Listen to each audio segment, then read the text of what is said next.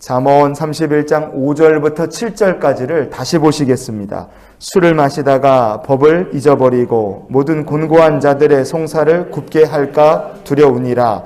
독주는 죽게 된 자에게, 포도주는 마음에 근심하는 자에게 줄지어다.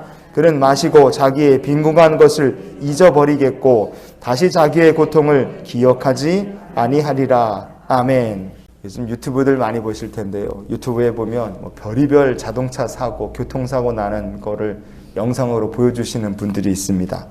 그 사고 나는 사람들을 보면 거의 대부분 난폭 운전을 막 하는 사람, 위협 운전을 하고, 과속 운전을 하고, 보복 운전을 하고, 안전 불감증으로 운전하시는 분들이 사고 나는 경우가 참 많더라고요. 다 나쁜 운전 습관이죠. 그런데 난폭 운전, 위협 운전, 과속 운전, 별의별 운전 다 있지만 그 중에서 최악 중에 최악의 운전 습관은 음주 운전 아니겠습니까? 음주 운전이야말로 최악이죠. 2018년부터 2020년까지 3년 동안 우리나라에서 매일 50명씩 음주운전한 사람들이 적발이 됐다 그래요. 이 음주운전한 사람들 때문에 이 기간 동안에 안타깝게도 목숨을 잃은 사람이 900명이 넘습니다. 음주운전 사고로 그렇게 많은 사람들이 죽었어요. 술 마시고 운전하면 안 된다. 상식이고 법이죠. 그런데 운전대를 잡았다가 자기 인생 망치고 남의 인생 망치는 사람들. 왜 이런 사람들이 나타났느냐? 술을 진탕 마시고 취해서 법을 잊어버렸기 때문에 그렇습니다. 오늘 본문 말씀의 5절 보시면 술을 마시다가 법을 잊어버리고 그랬잖아요. 사람이 술을 마시면 도로 교통법만 잊어버리는 것이 아니라 사람이 술을 진탕 마시고 살면 잊지 말아야 될 하나님의 말씀의 법도 있고 잊지 말아야 될 성도의 본분과 사명을 잊어버리게 된다 이겁니다. 그래서 우리가 성령 충만으로 살 수 있기를 원합니다. 술에 취해 살면 마귀가 틈타게 돼 있고 결국은 우리가 시험에 들 수밖에 없기 때문에 그래요. 성경에 이런 이야기가 있어요. 출애굽 과정에서 아론의 두 아들 나답과 아비후 제사장이 하나님의 손에 죽임을 당하는 일이 있었어요. 나답과 아비후라는 사람은 도대체 왜 다른 불을 사용했을까? 사람이 실수도 할 수 있지 않습니까? 그런데 왜 하나님께서는 이 두 사람을 한 번도 봐주지 않으시고 왜 그렇게 순식간에 심판하셨을까? 그것은 이 나답과 아비후 두 제사장이 술에 잔뜩 취해서 성소에서 일했기 때문에 그렇습니다. 어떻게 할 수 있느냐? 하나님께서 이 두 사람 죽은 다음에 아버지 아론에게 하신 얘기에 보면 거기 정답이 나와 있어요. 레위기 10장에 9절과 10절 말씀을 우리가 이어서 보시겠습니다.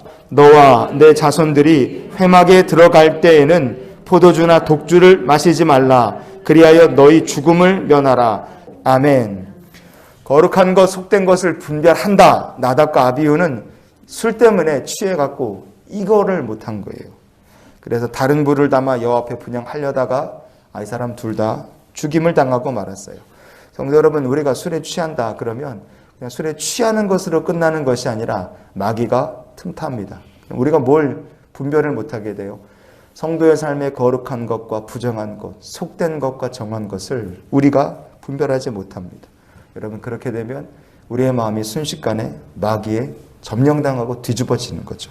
그래서 에스겔서에 보면 하나님께서 이렇게 얘기하셨어요. 에스겔 44장의 21절 말씀을 우리가 같이 보시겠습니다.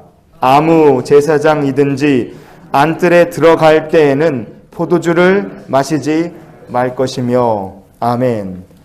왜 하나님께서 아무 제사장이든지 여러분 포도주 마시지 말아라. 그것은 술 취한 채로 성전에 앉을 하나님 계신 거룩한 성소로 나가지 말아라. 그렇게 얘기하시는 거예요.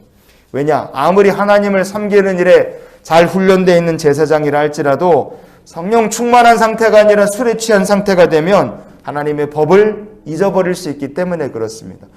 오늘 본문에 우리가 아까 읽었던 6절과 7절에 보시면 죽을 만큼 아프고 마음 괴롭고 마음에 근심 있는 사람에게 포도주 한 잔, 독주 한 잔이 필요할지 모릅니다. 지독하게 가난하고 고통을 기억하고 싶지 않은 사람에게 술을 마시고 현실의 괴로움을 잊는데 술과 독주가 도움이 될 수도 있겠죠. 그러나 그거 먹고 마신다고 해서 어디 가는 게 아닙니다.